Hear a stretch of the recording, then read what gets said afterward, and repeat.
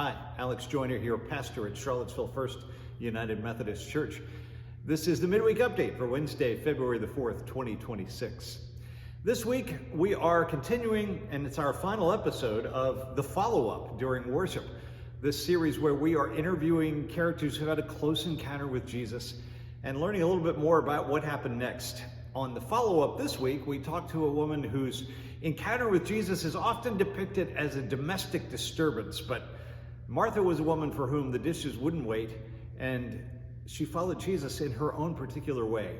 This week we talked to Martha, we might talk to Mary, and I hope you'll join us for all that happens.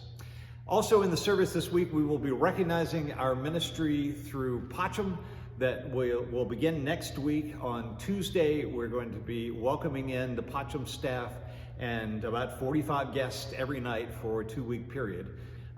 You don't need me to tell you that it's been brutal out there in the elements these days, and this ministry, which began partly through the work of people in this congregation, continues to offer cold weather shelter for people in need. So if you'd like to help, there are still volunteer opportunities available. So look down in the announcements below and you'll see the link.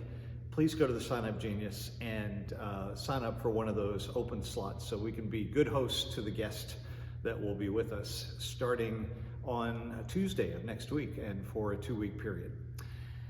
Ash Wednesday is on the way. Look, and that'll be February the 18th. We'll have Ash Wednesday services at noon in the park, Market Street Park, and then also at 7:30 in the evening with our Pacham guests and the choir, and that'll be in the chapel, so I hope you'll be there for that. And finally, we are also going to be having a recognition on Sunday of our ministry through Impact.